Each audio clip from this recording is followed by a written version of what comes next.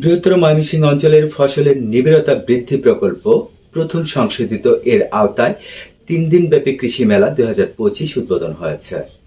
মুক্তাগাছা উপজেলা প্রাঙ্গণে ৩ দিনব্যাপী এই কৃষি মেলা মুক্তাগাছা উপজেলা কৃষি অফিসার সেলেনা পারভিনের সভাপতিত্বে উদ্বোধন করেন ময়মনসিংহ জেলা কৃষি সম্প্রসারণ অধিদপ্তরের উপপরিচালক ডক্টর নাসরিন আক্তার বানু।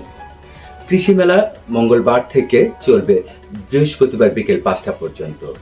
বিস্তারিত মাহমুদুল হাসানের পাঠানো ভিডিও চিত্রে।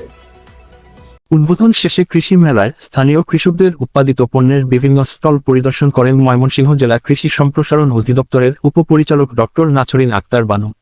এ সময় উপস্থিত ছিলেন মুক্তাগাছা উপজেলা নির্বাহী অফিসার আতিকুল ইসলাম, এলজিডি ইঞ্জিনিয়ার মোহাম্মদ রফিকুল ইসলাম, উপজেলা প্রকল্প বাস্তবায়ন কর্মকর্তা শাখাওয়াত হোসেন সহ উপজেলায় কর্মরত বিভিন্ন কর্মকর্তা ও কর্মচারীরা।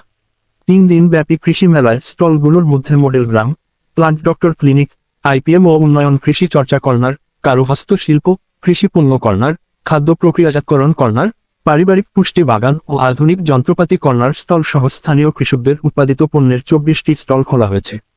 কৃষি মেলায় স্টল ঘুরে দেখে ময়মনসিংহ জেলা কৃষি সম্প্রসারণ অধিদপ্তরের উপপরিচালক ডক্টর নাছরিন আক্তার বানু বলেন, প্রত্যেকটি জায়গায় সকল ধরনের ফসল হয় না।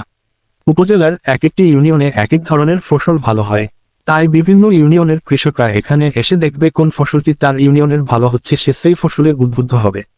এছাড়াও এই মেলা আমাদের নতুন প্রজন্মের ছেলে মেয়েদেরকে উৎসাহিত করবে।